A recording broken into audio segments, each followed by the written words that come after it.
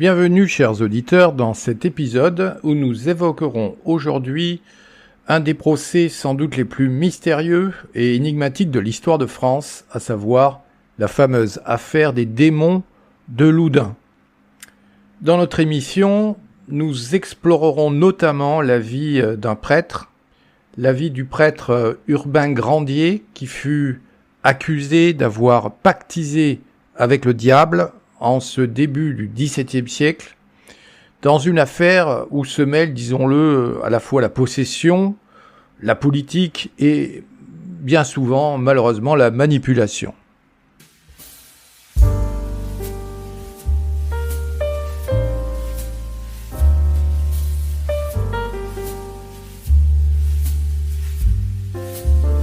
JM Analysis, un autre regard. Alors, dans ces années 1630, la France se trouve en pleine contre-réforme.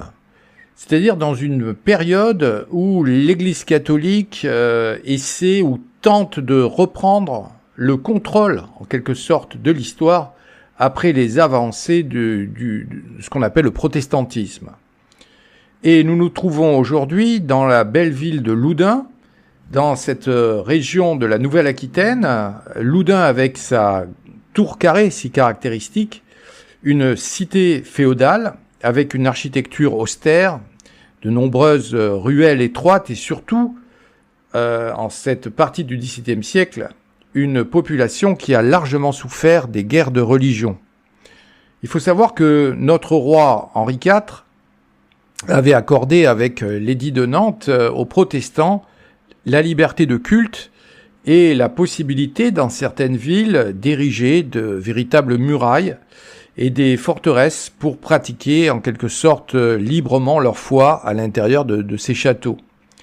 Et cette ville, la ville de Loudun, se trouvait divisée littéralement entre une population réformée, une population de protestants qui représentaient la majorité civique, et d'autre part de nombreuses familles catholiques qui, elles, étaient protégées par la royauté, bien sûr. Alors apparaît tout à coup dans cette belle ville de Loudun un jeune prêtre qui est élève des jésuites et qui sera véritablement le pivot de notre histoire d'aujourd'hui. Ce prêtre, c'est Urbain Grandier, un prêtre, vous allez le voir, véritablement controversé. Car, disons-le tout de suite, Urbain Grandier n'est pas un homme ordinaire. C'est ce qu'on appelle un prêtre charismatique, c'est-à-dire un séducteur, séducteur non pas simplement par sa connaissance des Écritures saintes et de la Bible, mais c'est un séducteur notoire, ce qui lui vaut déjà en quelque sorte une mauvaise réputation. Il faut savoir que Grandier avait, et tant mieux pour lui, un physique de playboy, de séducteur de l'époque, ce qui fut d'ailleurs pour lui sans doute un tremplin dans les progrès qu'il a pu faire au sein de l'Église, mais cela fut malheureusement également la cause de bien des conflits et surtout de bien des malentendus. Il arrive dans notre ville de Loudun alors qu'il est jeune, alors qu'il a à peu près 25 ans. Il est séduisant, je l'ai dit, il est grand, il est élégant, ce qui va tout de suite lui attirer à la fois des jalousies et des inimitiés. D'ailleurs, j'en profite pour dire que notre Grandier est élève des jésuites et en tant qu'élève des jésuites, il ne porte pas vraiment dans son cœur les ordres qu'il va découvrir à Loudun. Et il aime bien, j'ai envie de dire, ferrailler avec tout ce qui n'est pas jésuite, c'est-à-dire avec les carmes, avec les capucins, avec les cordeliers, bref, avec tout ce qui n'est pas jésuite. Et Grandier, c'est un autre de ses atouts, possède une rhétorique fort efficace. Il sait manier la langue et il sait s'en servir dans ses combats de théologiens. Mais, ajoutons le fait suivant, c'est que Grandier, bien sûr, n'a pas que des ennemis. Il sut, dit un de ses biographes, conquérir les sympathies de la population féminine.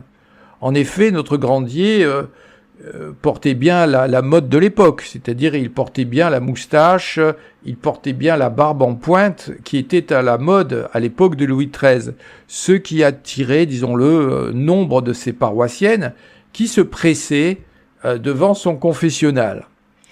Et notre prêtre, osons le dire, n'était pas totalement indifférent aux femmes. D'ailleurs, il s'est empressé de séduire deux jeunes femmes, deux d'entre elles, qui vont commettre avec lui le péché de chair, c'est-à-dire vont se retrouver enceintes de ce que j'appellerais les œuvres les plus matérielles et les plus charnelles de notre prêtre. Alors notre prêtre d'ailleurs était fort amoureux. Ce n'est pas vraiment un Don Juan, c'est quelqu'un qui tombe facilement amoureux et pour justifier sa luxure en quelque sorte, il va, et ça sera déjà un tort, vous le verrez lors du procès qu'on va lui intenter, il va aller jusqu'à écrire un ouvrage à fin de justification. Un ouvrage qui sera utilisé contre lui d'ailleurs dans son procès, et cet ouvrage, il va l'intituler « Le traité du célibat des prêtres ». Vous l'avez compris, c'est un traité dans lequel il justifiait, sans doute auprès de ses dulcinées, sa propre activité sexuelle et le désir charnel qui habite le prêtre. Écoutons un extrait de ce célibat des prêtres rédigé par Grandier. C'est une maxime constante, disait Grandier, que nul ne peut s'obliger à l'impossible, et si l'on s'y oblige, l'impuissance en dispense et rend la promesse vaine. Le prêtre n'adopte pas le célibat par amour du célibat, mais seulement pour être admis aux ordres sacrés. En effet, ajoutait-il, le vœu du prêtre ne procède pas de sa propre volonté, mais lui est imposé par l'Église, qui l'oblige, qu'il le veuille ou non, à cette condition difficile sans laquelle il ne peut exercer le sacerdoce. Grandier, traité du célibat des prêtres. Alors Grandier arrive même à persuader ces jeunes victimes. Il arrive à les persuader que le mariage, finalement, avec un prêtre, est une bonne chose. Et il va même convaincre une de ces pauvres créatures de l'épouser en secret. Il a donc sans doute, de la manière la plus secrète qui fut, de nuit, célébré son propre mariage pour mieux amadouer ces jeunes filles en apparaissant à la fois comme prêtre et comme époux. Cela n'empêcha pas, vous en doutez, les scandales dans la ville de Loudun, bien au contraire. Ce qui fait que, je dirais qu'à cette époque, la vie de la paroisse de Loudun, avec de tels principes, est fort animée. En effet, les maris qui se croient déshonorés, ou les familles qui sont en quête de vengeance, n'hésitent pas à poursuivre notre jeune prêtre jusque dans l'église. Notre jeune prêtre, d'ailleurs, qui se révèle, entre parenthèses, un combattant redoutable. Ce qui fait que certaines messes finissent véritablement en séance de pugilat, et les scandales s'accumulent sur la tête de notre prêtre, certes, prêtre qui est pardonné par une partie de la population, notamment féminine, mais qui est honni par ses ennemis qui vont profiter de son caractère libidineux pour provoquer, évidemment, sa chute. Ce qui fait que les ennemis de Grandier vont l'accuser de deux choses. Premièrement, ils vont l'accuser d'être impudique, puisqu'il y a là fornication et péché de chair. Mais ils vont également l'accuser d'être sacrilège, puisque, après tout, son traité du célibat est un véritable affront pour l'autorité ecclésiale. Et notre Grandier, je crois qu'il a raison de réagir ainsi, commence à s'effrayer en écoutant ces motifs d'accusation. Et je pense qu'il a raison d'avoir peur. Pourquoi ? Parce que Grandier, nous sommes au XVIIe siècle, je vous le rappelle, il sait pertinemment qu'il n'en faut pas plus pour être tout simplement condamné à mort.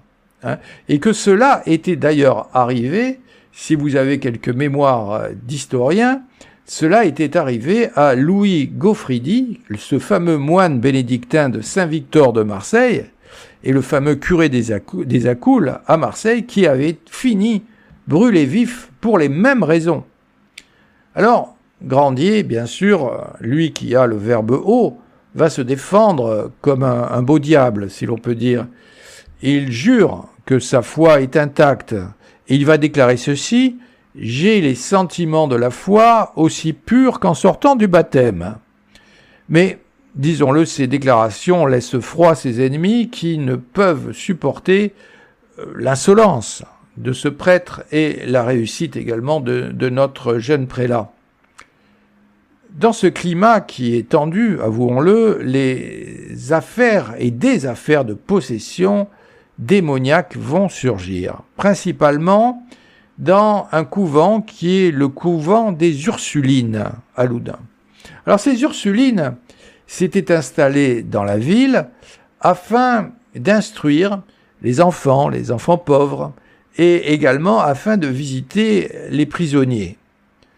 À la tête de ces Ursulines, on trouvait, en ce début du XVIIe siècle, une femme étrange, qui s'appelle Sœur Jeanne des Anges, une femme ambitieuse, qui souffre d'ailleurs d'un léger handicap physique, mais qui brille par son ambition et son cynisme. Je dirais que ce qu'elle ne peut pas obtenir par la séduction de son corps, elle va l'obtenir par la persuasion de l'âme, et on va découvrir que cette jeune femme a des pouvoirs de persuasion redoutables. Or, cette sœur Jeanne des Anges doit nommer pour son couvent un directeur de conscience. Directeur de conscience qui doit confesser, bien sûr, les religieuses, et qui doit dire la messe d'ailleurs dans le monastère.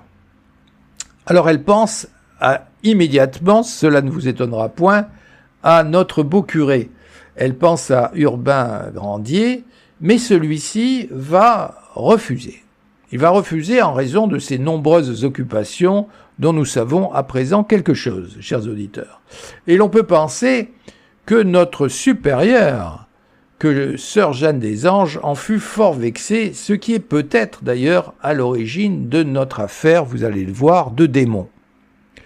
Alors ces affaires, dont celles de Loudun, sont bien symptomatiques de notre époque, du XVIIe siècle, où, disons-le, la frontière entre la religion, la politique et la superstition est relativement mince. Alors, tout va partir, finalement, de notre couvent d'Ursulines.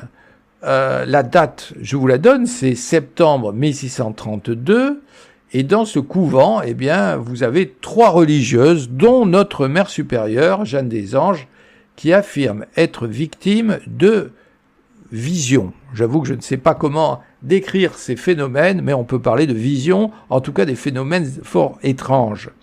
La mère supérieure avoue, elle le dit, elle avoue la présence du démon qui vient visiter son établissement. Alors, elle voit, en effet, le soir, dit-elle, des revenants.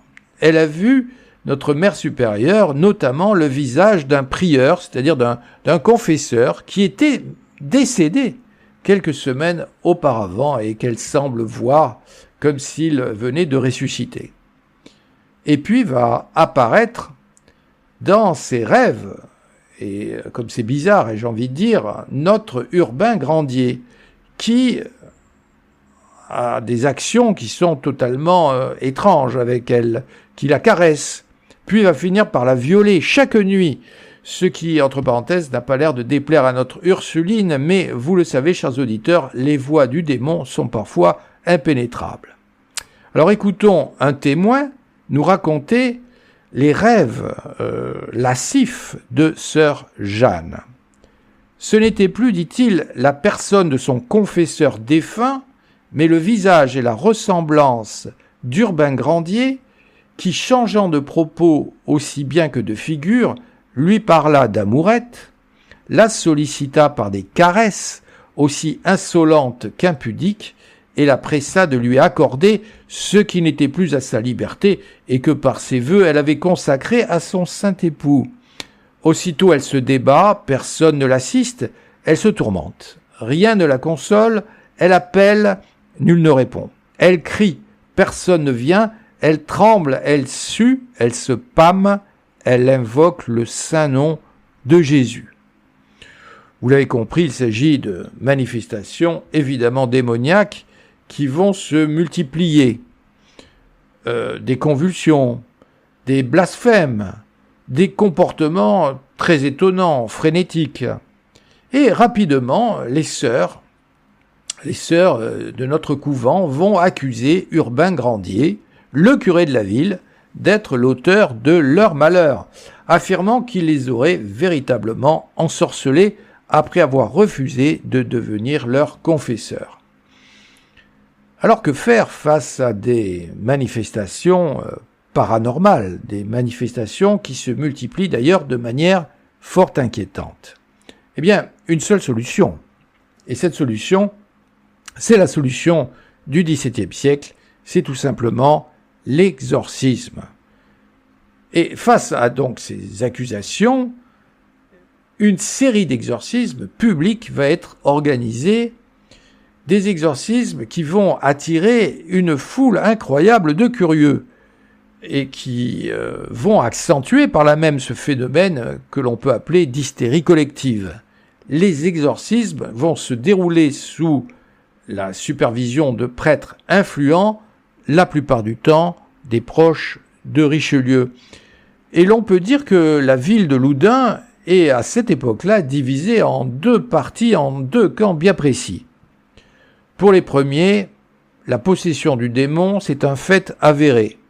L'Église, il faut le savoir, reconnaît l'exorcisme et bien sûr le père Grandier commence à être désigné non pas comme un prêtre mais comme un sorcier. Après tout, un homme qui ensorcelle les femmes ne peut-il pas ensorceler les âmes? Mais pour l'autre partie de la ville, ces événements, disons-le, ne sont qu'enfantillage et superstition. Les protestants notamment se moquent de la crédulité des moines et des catholiques. Grandier, pour eux, serait innocent et victime, tout simplement, de son succès, en quelque sorte. Alors on va faire venir le père Barré, qui est le curé de Saint-Jacques de Chinon, qui va interroger en latin le démon qui est présent dans le corps de ces religieuses. Il faut savoir, chers amis, que pour avoir la certitude que la religieuse était possédée, on avait à l'époque, au XVIIe siècle, de nombreux traités de démonologie, ce qui signifie la science du démon, notamment celui de Baudin. Et dans ces traités, il était recommandé d'inspecter le corps nu, si possible, de la possédée avec une aiguille. Avec une aiguille que l'on plantait dans diverses régions du corps pour déterminer les zones d'insensibilité. Et si on en trouvait, on en déduisait que le diable était entré par là et qu'il fallait l'interroger et surtout bien écouter ses réponses. Alors, on va commencer par la mère supérieure, puisque c'est elle qui est sujette à ces rêves étranges, et interroger la mère supérieure, ou plutôt le démon qui s'exprime par sa bouche, s'écrit ceci. Sacerdos, sacerdos, sacerdos. Alors, sacerdos, qu'est-ce que ça veut dire? Ça veut dire tout simplement prêtre en latin. Et oui, le diable a des lettres, il faut le savoir. Alors, on va en déduire que le démon Asmodée est logé dans le ventre de notre supérieur. Ce qui fait que l'exorciste a alors une idée que je nommerai saugrenue, excusez-moi. Il veut à tout prix extirper le démon qui se trouve dans le corps de notre mère supérieure. Alors pour l'extirper, il considère qu'il faut donner à Jeanne un lavement, mais pas n'importe quel lavement. Il faut lui donner un lavement à base d'eau bénite. Ce qui est immédiatement fait et l'on obtient, je vous épargne les détails, un franc succès.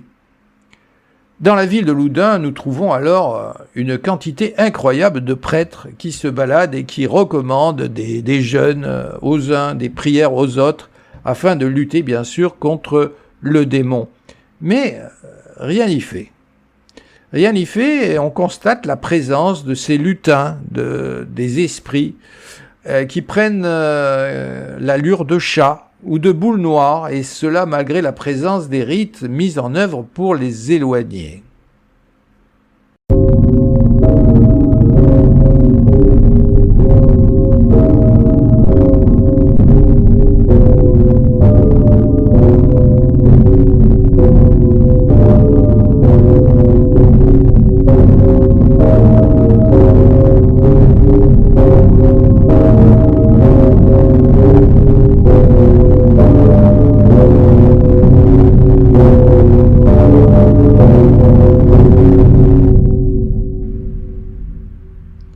Ce qui fait que les preuves contre Grandier vont s'accumuler.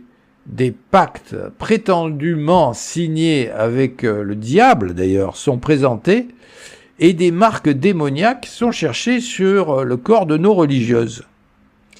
Mais, chers auditeurs, j'ai oublié de vous parler de l'acteur considérable dans cette affaire, qui n'est pas le démon, comme vous pourriez le croire, mais qui est le cardinal de Richelieu. En effet, très tôt, cette affaire prend une tournure politique, car Richelieu voit en Grandier un obstacle à ses propres ambitions. Et Richelieu va utiliser cette affaire de démon, pour éliminer son ennemi. Richelieu se dit après tout qu'un procès en sorcellerie est le plus sûr moyen d'éliminer Grandier. Et malheureusement pour lui, Grandier subit la haine du cardinal de Richelieu pour plusieurs raisons. Tout d'abord parce que ce jeune prêtre a critiqué de façon fort maladroite les politiques de Richelieu dans un pamphlet. Et comme Grandier a publiquement critiqué le cardinal de Richelieu, il se retrouve automatiquement dans une situation périlleuse lorsque Richelieu, vexé et puissant, va ordonner un nouveau procès contre Grandier. Et ce procès, justement, va être confié à Jean-Martin de Laubardemont, qui est un commissaire du roi, qui a des liens personnels avec la mère supérieure des nonnes, qui avait initialement accusé Grandier.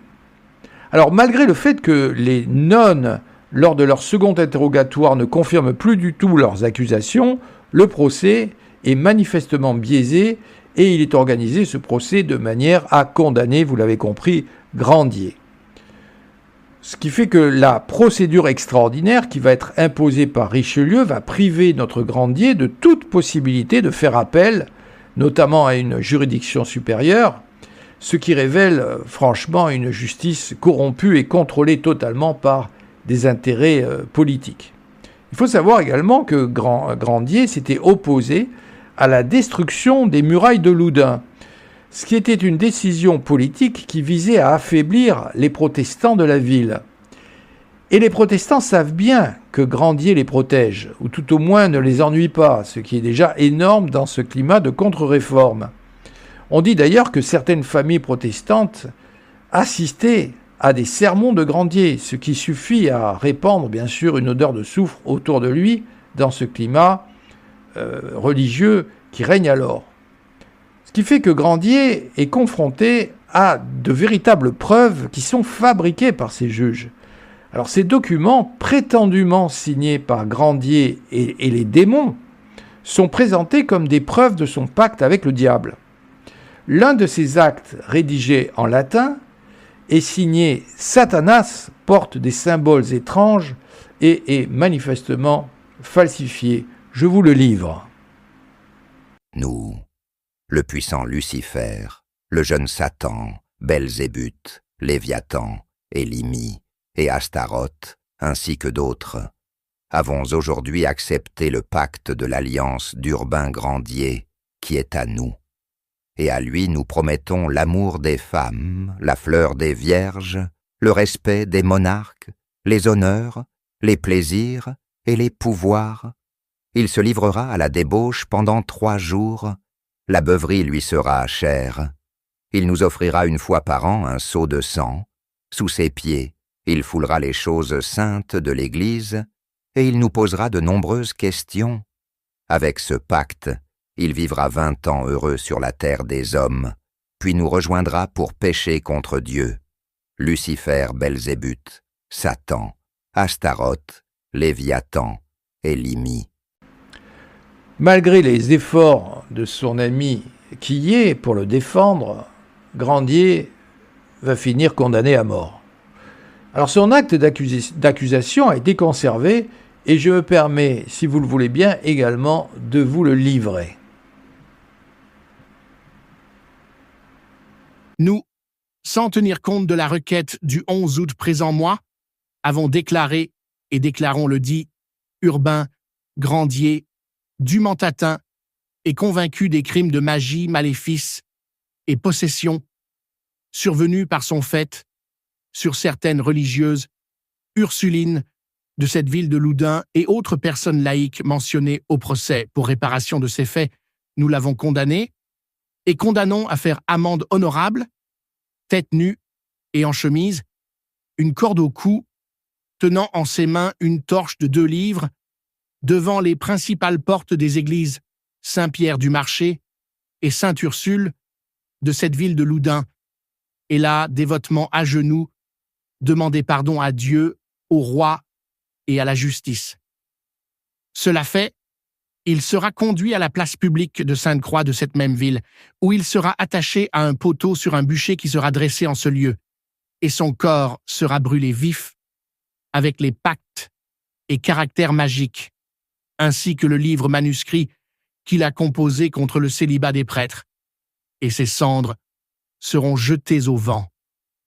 Nous avons déclaré et déclarons que tous et chacun de ces biens sont acquis et confisqués au profit du roi, après avoir prélevé la somme de 150 livres tournois pour l'achat d'une plaque de cuivre sur laquelle sera gravé un extrait du présent arrêt, qui sera posé dans un lieu éminent dans ladite église des Ursulines pour y demeurer à perpétuité. Avant de procéder à l'exécution de cet arrêt, nous ordonnons que ledit Grandier soit soumis à la question ordinaire et extraordinaire pour révéler la vérité sur ses complices. Prononcé à Loudun le 18 août 1634 et exécuté le même jour. Jusqu'à la fin, disons-le, Grandier refuse de confesser les crimes dont on l'accuse, même sous la torture. La justice va donc procéder malheureusement, à l'épreuve des brodequins, une épreuve terrible s'il en est. Je rappelle ce qu'étaient les brodequins. Les brodequins étaient un instrument de torture qui était utilisé en France pour broyer, littéralement, les jambes du condamné. Ces jambes, et c'est ce qui est arrivé à notre pauvre Grandier, étaient placées entre des planches de bois ou des planches de métal, puis on serrait ces planches avec des cordes ou des coins, ce qui fut ici le cas, qui étaient enfoncés à coups de marteau, ce qui causait des douleurs bien sûr atroces, tout en écrasant les os et les chairs.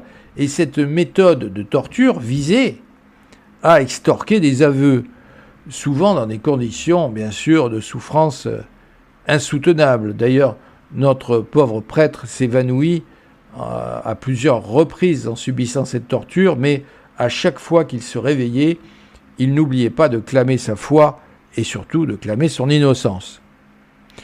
Finalement, il finit exécuté par le feu le 18 août 1634 devant 6000 personnes qui sont là rassemblées, et Grandier devient la victime d'un procès truqué, d'une justice pervertie par des accusations de sorcellerie sans fondement. Urbain Grandier, sachons-le, fut l'un des derniers Français condamnés au bûcher. Et 48 ans plus tard, le roi Louis XIV va faire publier un édit royal qui interdira de condamner à mort ces prétendus sorciers et sorcières. J'aimerais, en conclusion, parler des enseignements pour nous de cette histoire. Cette histoire montre 2 choses à noter. Tout d'abord, qu'il faut éviter les simplifications scolaires, même universitaires. On appelle souvent, vous savez, le XVIIe siècle le siècle du rationalisme. Ça serait le siècle de Descartes, de Gassendi, de l'éclosion de la science moderne et de ce rationalisme, bien sûr. Mais nous voyons qu'avec cette histoire, qu'avec cette affaire, les croyances les plus naïves et les superstitions les plus coriaces continuent à sévir. La deuxième chose, c'est que la religion a pu, à certaines époques, être instrumentalisée pour servir des intérêts personnels ou, dans notre cas, des raisons politiciennes. J'en profite, chers auditeurs, pour saluer les efforts de réhabilitation de notre Grandier, de ce personnage, notamment les efforts de l'artiste François Alix qui se donne actuellement pour mission de réhabiliter la mémoire de notre personnage.